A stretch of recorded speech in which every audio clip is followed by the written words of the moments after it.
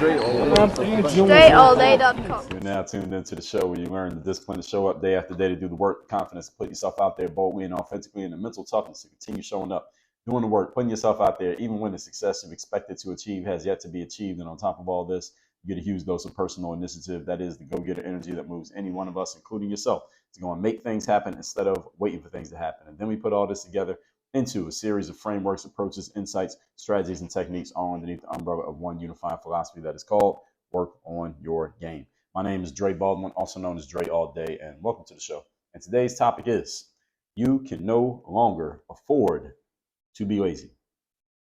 Yes, it costs money to be lazy. You cannot afford to be lazy anymore. I'm going to tell you why. But before I do, let me remind everybody, I send out a text every day guaranteed to have you focus, sharp, and on point, called the Daily Motivation. I send out one every week called the Monday Motivation. You can get these messages by being part of my text community by texting me at my number 305-384-6894.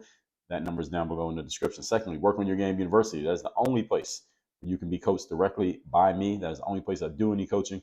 We have a 4-part framework in our university based around mindset, strategy, systems, and accountability. You can go to workonyourgameuniversity.com. You can see all the details about what exactly the university entails. That is, again, a place where you can have me as your direct coach. That is the only way to have me as your direct coach. And the only way to join is to go to workonyourgameuniversity.com.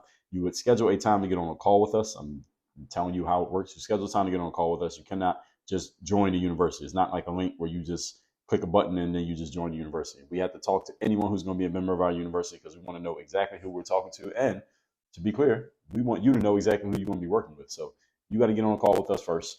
From there, if we feel like you would be a good fit and we believe we can help you, we will tell you that. And we'll tell you how it works and where it goes from there. So again, workonyourgameuniversity.com, link in description. All that out the way, let's get into today's topic, which is you can no longer afford to be lazy.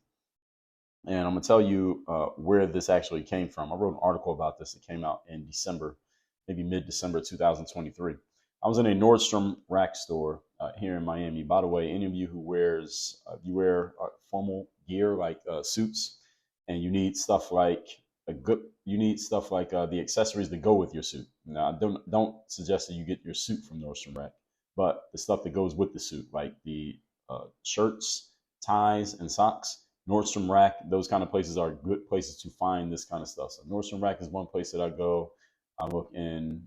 Well, Nordstrom Rack is a place where you can get stuff like that normally costs more than what you had to pay for it at Nordstrom Rack. Nordstrom Rack is kind of like I don't even know what the official term is for these places. Kind of like what do you call it? Like a factory outlet, I guess is what it is. So you got Nordstrom, regular Nordstrom, then you had Nordstrom Rack. So Nordstrom Rack is, I don't know how they describe it, but it's basically where you can get stuff that is off market for whatever reason. There's nothing wrong with it, but for whatever reason they have discounted it. So you can get a shirt that might be normally manufactured suggested retail price $80, but you might be able to get the dress shirt for $40. So again, any of you wear suits, I often, if I see a Nordstrom Rack, I will go in just to see if I can find something. Because usually you got to just find these diamonds in the rough. And if you just need to get a shirt and you don't want to look around for a diamond in the rough, go to regular Nordstrom and just pay regular price, which I do at times as well. I get the suits. I'll get them from the department store or from a suit place. But the dress shirts, you can find steals in a Nordstrom Rack. Ties, socks, those are a dime a dozen. You can find those in those places as well. So anyway, I was in a Nordstrom Rack looking to see if I could find a steal, and I did find some steals. I found a couple of dress shirts that I needed, and I'm standing in line. The line was very long. So this was in December. So this is holiday season. So the line's really long, but the line was moving very quickly. And they had 4 registers working at the front of the store. And as I'm getting closer in line, I noticed that of the 4 clerks at the register, 2 of them were female and the other 2 were males, but these were males posing as women. So in other words, I guess you would call these people transsexuals, I suppose, but they were clearly men. It was obvious that they were men, but they had everything about them said female. So they had either wigs or extensions for hair. They had lipstick on. They had mascara. They had the person who checked me out was one of these men dressed as a woman. And he had the like the French tip nails. Like it was longer than, it was like the fake nails. Well, of course they were fake nails, but like the real long pointy nails. He had those. He had some jewelry on that was female. Everything about him. They even had breasts. I don't know how. Don't ask me. But everything about them said female, except for the fact that they had very pronounced Adam's apples, that they had stubble on their face from like where the beard normally would be, and they had deep voices. and all their facial features look very male. So these are like males who haven't, I guess they haven't taken any estrogen yet, because there was nothing about their features that said female except the breasts, and I don't know how they got those. And the whole thing was the reason why I'm talking about this, the reason why I was even thinking about it was I was in a store by myself, and these people, they didn't do anything wrong. Okay. And by the way, they are men. They are not women. They're men. And I was thinking to myself, what if my son had been with me when I was in the store here? I would have had to explain to him, if he had been old enough to see what I saw. Now, right now, he's too young to have even registered what was happening. But when he's old enough to speak, and he's old enough to look at people and say, that's a woman, that's a man, and he sees this, he's going to say, wait a minute.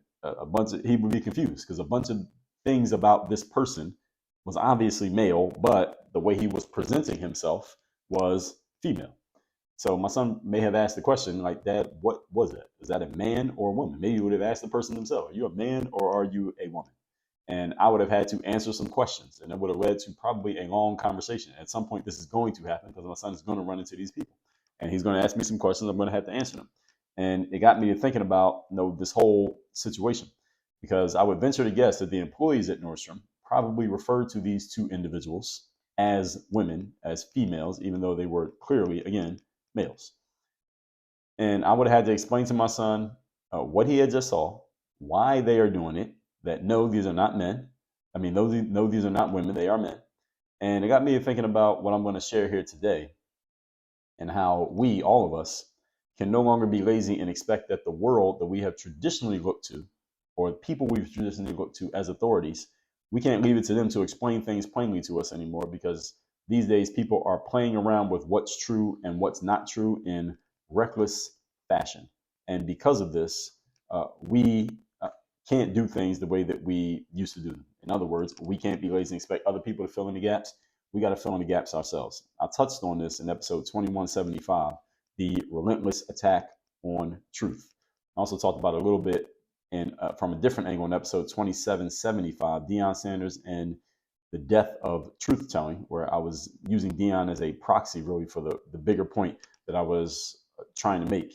And if you haven't listened to those episodes, go ahead and listen to them, because I have gone in detail on that. Also, episode 2379, Truth is Truth and Bullshit is Bullshit. That's the title of the episode. Episode number 2280, the difference between your truth and the truth. So there's a few that can get you started in addition to what you're about to hear right now. Point number one, topic once again today is we, all of us, can no longer afford to be lazy. Number one, gender. Let's talk about why you can no longer be lazy about gender. I think most of you who are listening to this already understand this. No matter where you fall on the spectrum of your beliefs about gender and sex, whether you're calling it a social construct or whatever scientists you have listened to or heard, or if you just have your beliefs based in religion, or you just have your ideas and positions based in just what you think, you can't be lazy about gender anymore, because everybody's trying to prove a point and push an idea across. And it used to be something that we generally accepted, but now you got to argue for this thing that used to be generally accepted. Here's where I stand. And let's just say that there are two genders. There's male and female. There are two genders, male and female. I don't want to hear shit about any spectrums, about social constructs, about what scientists you heard or read. Male and female were created by God. God created male, he created man, which we generally refer to when we're talking about males, and man means humans, but he created man as a male, and then he created a female from the male to be a, what's the word? The word just escaped me, just slipped my mind what the word was. But he created a female to be a helpmate to the man. There's a male, there's a female. That's it. Man, woman. Okay? I was talking to someone last week briefly. I'm going to do an episode going deeper into this conversation that I'm referencing right here, this brief conversation that I had. I'm going to do an episode talking about what this conversation was, but not today. Where this person declared that gender was a social construct. He was speaking from a quote unquote scientific background. We're going to talk a little bit more about science in this episode. He said gender is a social construct.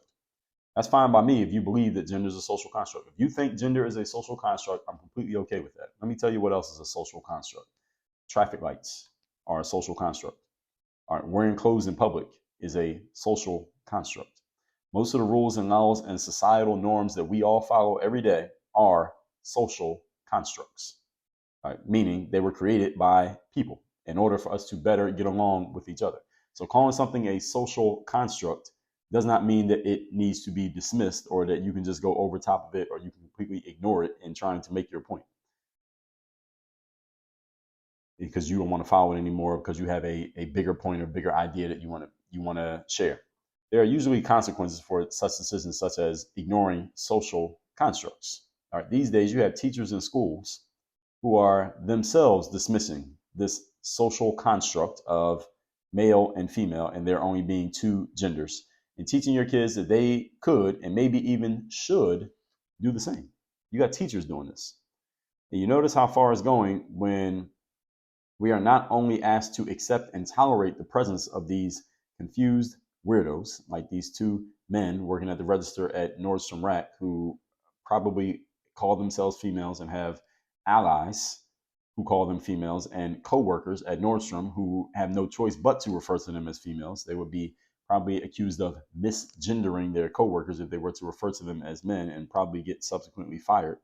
But now, not only do you have to tolerate and accept that these people are out there, but now they're asking you to celebrate and maybe even participate. See, this is what happens, and there's a process here, folks. First step is tolerate.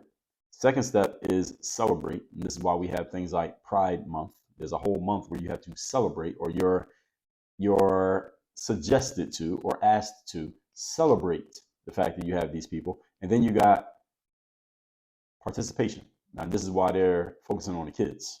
They're focusing on the kids because they want to get you involved in this, because it's pretty hard to get somebody who's 35 years old to sell them on it, but it's much easier to sell someone who is 3 years old on this because their brains are still forming. Someone's 35, if they have already decided they're not getting involved, they're not getting involved. Now, are there 35-year-olds who are open to this and suggested to it? Of course there are. Probably these two guys who are working at Nordstrom that probably are presenting themselves as women to amongst them. But now what they're doing is, again, they're trying to recruit participants, and they're starting with the kids, which means you can't be so lazy, parents, as to leave it to your teachers, your kids' teachers, to teach them what it is you got to teach them. And you better be careful of what teachers you're leaving your kids in front of, because they may be teaching your kids stuff that you don't know they're teaching. So you better be, again, not lazy anymore and very vigilant about what's happening in the places that you're leaving your kids, because you may not know and they may not tell you.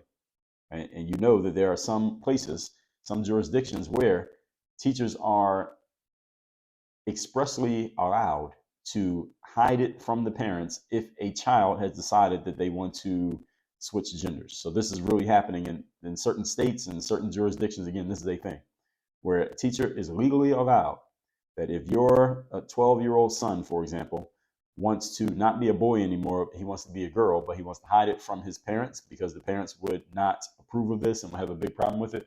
The boy lives his home life as a boy, goes to school, changes into being a girl while at school, gets she, her pronouns while at school, puts a wig on, maybe does all the girl stuff. Then when it's time to go home, switches back to being a boy so they can continue to hide it from you. And the teacher is legally allowed to not tell you that that's happening.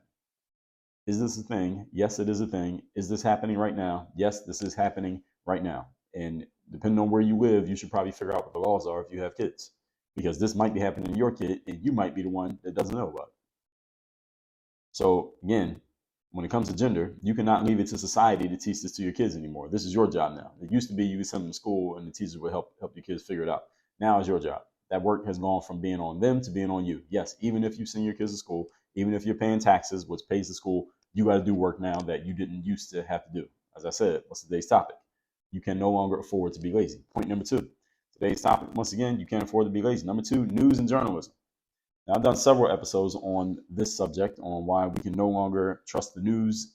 I told you in episode 1474, stop watching the news. I told you that journalism is dead in episode number 2016. I told you journalism was dying in episode 2016. I've talked more about it on other subjects. I'm going to tell you about it again today. How many people would have been journalists 20 years ago who are now simply public relations workers for whatever side they support? Almost all of them. Most people who call themselves journalists these days are not actual journalists. They are public relations workers for whatever ideology or side or point or company that they either work for or support or they have chosen to believe in. That's what they are. They're doing public relations for the side that they are on, ideologically or idea-wise or belief-wise. You see, here's what you got to understand the job of a journalist is. The job of a journalist is to get to the truth.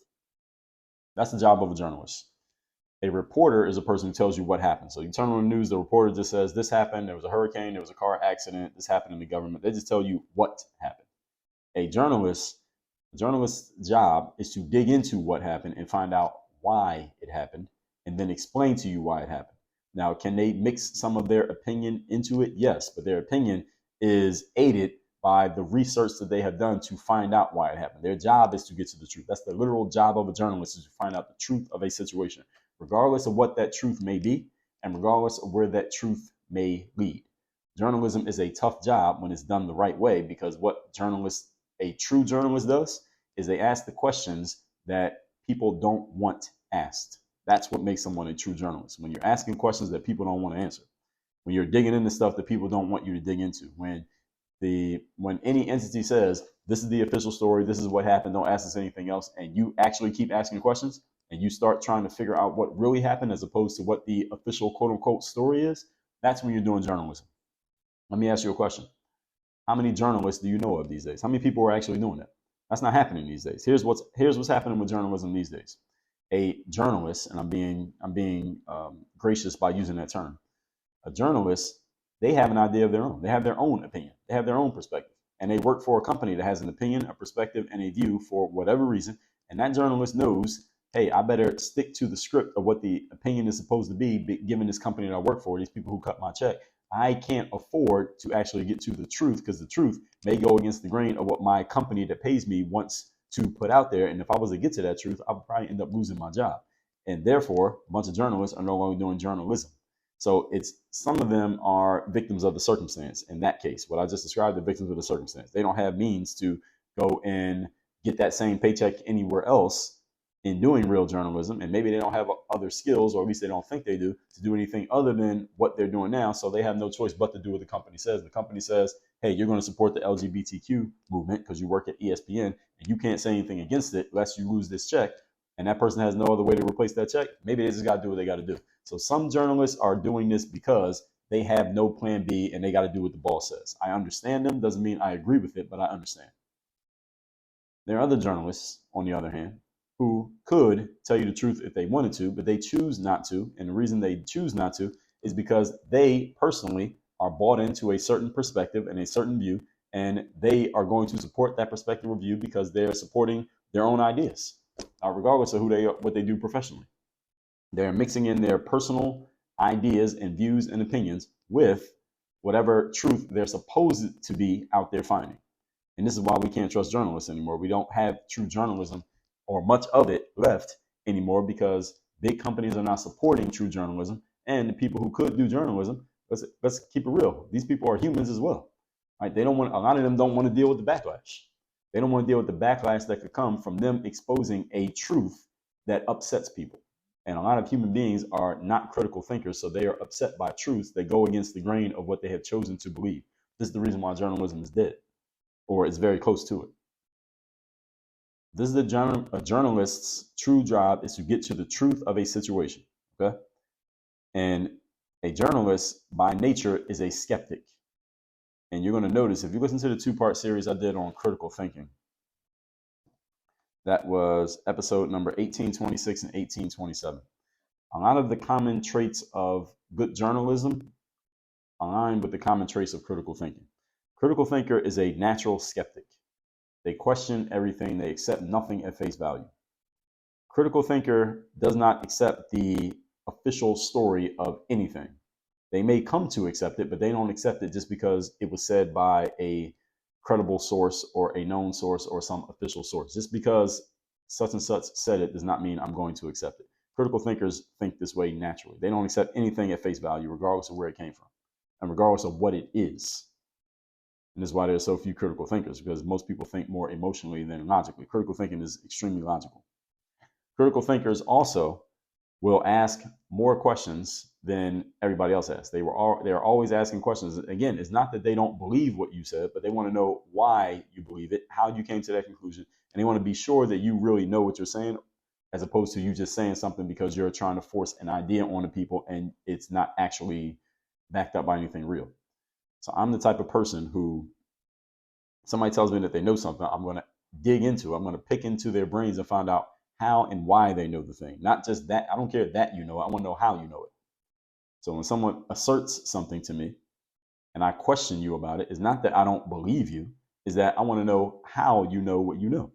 And the more questions that I ask, if a person truly knows what they know, they will happily answer the questions that a critical thinker is asking. Now, if a person doesn't truly know, they often will get frustrated, or they will either stop answering, or they may push back and attack against the critical thinker who is asking questions, or do something if they're in a position of authority to silence the critical thinker from even asking questions. And again, this is how journalism dies, because when a true journalist comes into the room and they start asking questions, someone who has enough leverage may try to put the kibosh on that journalist asking those questions. Like, get this person fired. Don't let them in the room anymore. Remove their press pass so they can't come in anymore. Don't answer their questions. They come in the room, don't answer any questions that they ask. All of these things happen.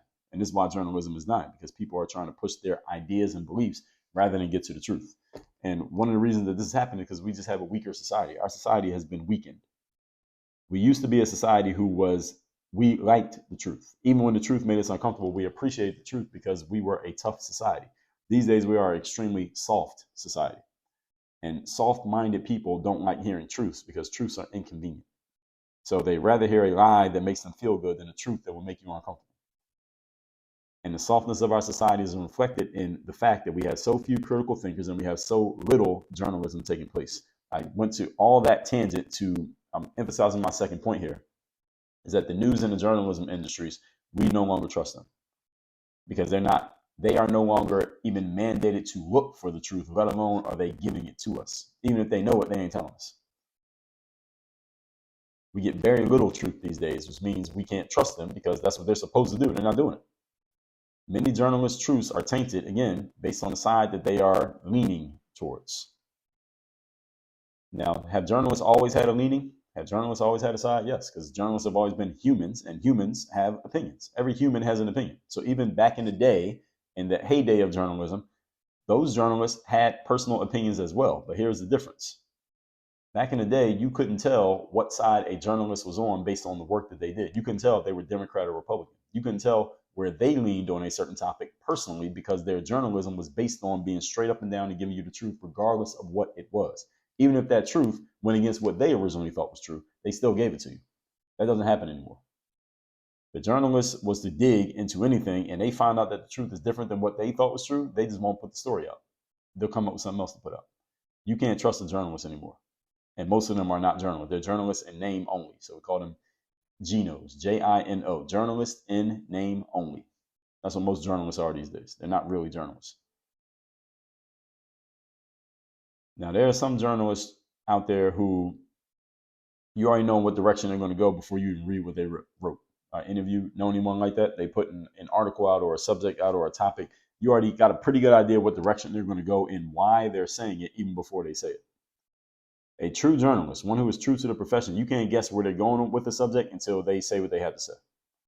How many people do you read or listen to who fit that description? Even someone like myself. Now, if I come and talk about a subject, if you heard me talk about it before, you may have an idea what I'm going to say. So when I say this episode is called You Can't Afford to Be Lazy Anymore, then I say news and journalism. If you heard me talk about it before, you may know that I'm going to trash the news industry and the journalism industry because I've done it in the past. However, you may not understand why I'm going to do it if you haven't heard me say it before. You can predict what somebody's going to say before they say it. They're not doing journalism. Doesn't mean they're bad, but they're not doing journalism. Journalism is just going to give you the truth, which you probably didn't know, and that's why the journalists exist, to get to the truth.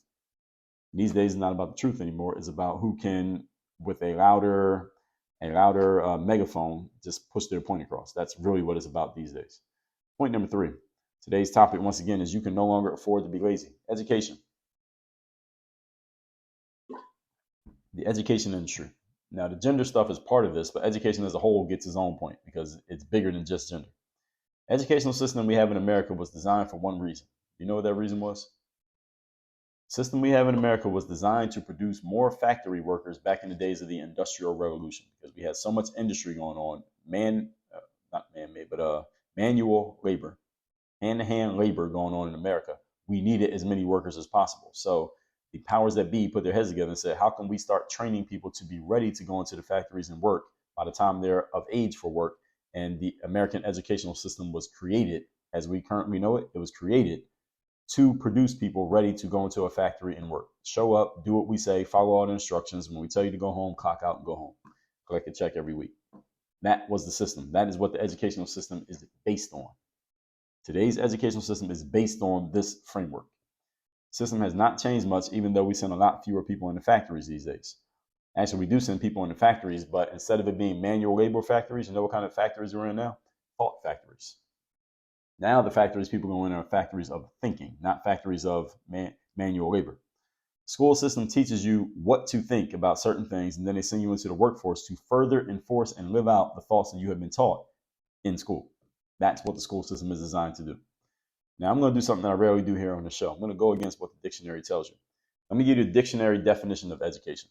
Okay, then I'm going to give you the etymology of the word education, just to show you how far gone we are. Dictionary definition of education is the process of receiving or giving systematic instruction, especially at a school or university. Okay, that's the definition of the word. Let me say it again. The process of receiving or giving systematic instruction, especially at a school or university. Now, let me give you the etymology of the word education. Etymology simply means the root of a word, where it comes from. How did this word come to be? What are the origins of a word? That's etymology. Etymology of the word education comes from the Latin educere, interpreted as revealing or exposing to the outside, composed of the prefix ex, which means indicating to take out or to externalize, and then ducere, which means to conduce. Close quote. So the etymology of the word, let me back up. The definition of education from the dictionary says giving or receiving instruction, like at school or university. Okay, you got that? Hold that in your head. The root of the word etymology, the origin of the word, comes from a Latin word that means to take out and to conduce. So if you're not getting the juxtaposition between these two things, I will make it black and white for you. These are nearly opposites. The dictionary definition of education says to give systematic instruction. The etymology of education is to pull out and conduce the pulling out and the exposing, the revelation of information. Not the giving information, but to expose and pull out, to conduce the externalizing of information. These are opposites. And I'm not one to go against the dictionary, but this is one area in which I will. I got a whole episode that tells you the dictionary still matters. This is one where I'm going to challenge the dictionary. We have turned the concept of education into producing robots and zombies who simply absorb what other people have told you to think and believe. That's not what education even means. Education is about revealing and exposing what is already there, and a person, this being usually your teacher or professor, guiding the process. That's what education is supposed to be. Exposing what's already there with someone guiding your process, not someone systematically giving you information that you're supposed to retain and then regurgitate on the test. Teacher's job is not to tell you what to think, it is to show you how to think. And then with that ability, you learn to think for yourself, and you can reveal to yourself the information that is already there in front of you. That's what I aim to do here on this show. I'm not here to tell you what to think. I'll tell you what I think, but I'm always clear. And if I haven't been clear, let me be clear right here. I do not need you to accept my way of thinking. I will tell you how I think, and I'll explain why I think that way. You're free to think whatever way you want. This is what education is. Education is about exposing things, showing people things. And this is why I tell you that my superpower as a professional is taking a concept that some may see as complex and breaking it down in such a way that anyone can understand it. And then from there, you can draw your own conclusions based on the information that you now understand. Because I just took a complex subject and made it simple. Now you can do whatever you want with it. That is my job. That's literally what I do. Teacher's job is not to tell you what to think. And here on this show, I aim to show you how to think by demonstrating how I think, how I break things down, and again, leaving it to you to draw your own conclusions. That's why I often tell you to check my references. All right, challenge me on any topic that you wish, anything you hear me say. Think about these things for yourself and draw your own conclusions and develop your own theories. All right, you don't have to take my word for anything I say here on the show. That is never my aim for you to take my word. I will tell you my word, but you don't have to take my word. If you have a different word, okay, tell me where you got it from. How'd you get it? What was your thought process? I'm a critical thinker. I want to know. If someone has an opinion that is any opinion. It doesn't have to be the same. If you have an opinion that's the same as mine, I also want to know how you got it. I want to know how you came about your way of thinking. Because sometimes two people can end up in the same place, but for different reasons. And if you have a different opinion of mine, I also want to know how'd you come up with it. And often critical thinkers, when you ask someone how they came up with an opinion, if it's some bullshit, meaning they just accepted what somebody else told them, they have no way of defending it, they will either give you the same talking points that they could have copy pasted from the internet, or they will get annoyed with you for whatever reason in some way because you're questioning. That's how you know you're talking to someone who's not a critical thinker, who hasn't come up with their own ideas. Someone who has crafted their own ideas through their own independent thinking has no problem reflecting to you how they came about that conclusion. If they have a problem reflecting to you how they came about a certain conclusion, it's usually because they haven't done any thinking of their own. Somebody gave them that idea, they accepted it, and now they don't have a way of defending it because they never thought about it in the first place. So you, person who's listening to this, you can no longer depend on educational system to inform you. And when I'm on X, also formerly known as Twitter, I've told y'all about this.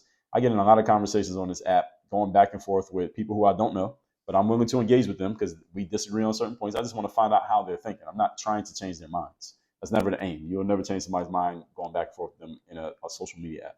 But I engage with them because I'm trying to pull out of them where they get their conclusions from. Why are they thinking what they're thinking? And what I often find is an interesting thing that I find is that there are people who will often defer to their educational background. Like, oh, well, people will say I got a college degree, or I have this kind of education, or I only believe information coming from people who are certified experts, meaning they have studied a topic, they've gone to school on a topic, they have a PhD or whatever, a master's degree on a certain topic. And I don't subscribe to that ideology. I don't subscribe to that way of thinking. I do not subscribe to you having a degree because you have studied a topic means that whatever you say about that topic is more credible than someone who doesn't have a degree on the topic. I don't believe that. I believe that your degree may mean you will get listened to first. You may get listened to more than others because of your degree. The credibility will draw an audience, but it doesn't mean that what you say is necessarily true just because you have the degree. What you say is true because you are able to show why it's true. The point itself can stand on its own 2 feet. If you ever had to defend your point by saying, I have this background, or I've done this, or I've done that, then that means your point's not strong enough. I have a background as a professional athlete. If I make a point about professional sports or about sports in general, and you disagree, and I defend my point by saying, well, I'm a professional athlete, so, and you're not, so that means I'm right and you're wrong. That's an inaccurate formula. That's an inaccurate, it's a logical fallacy. Appeal to authority, logical fallacy. I'm saying you should listen to me just because I have more authority than you. Doesn't mean you should listen to me. Now, that may mean that I know some things that you don't know sometimes, but it doesn't mean that any point that I make is necessarily true, even on the subject in which I'm in authority. Also, what do you do when two people who have equal amounts of authority disagree on a subject? How do you decide then? You see, this is what critical thinkers need to consider. If two doctors have 20 years experience each in the same field of science and they disagree on a point, which one do you listen to? You see, if all you do is go off of who has more experience or who has more authority, now you're stuck. You got to be able to think for yourself. And that's what I'm trying to explain through this episode here. I'm an entrepreneur, full-time entrepreneur. If you disagree with me on a point about entrepreneurship, even if I have more experience than you in entrepreneurship, doesn't necessarily mean that my point's right. I will tell you about my point's right based on me backing up the point.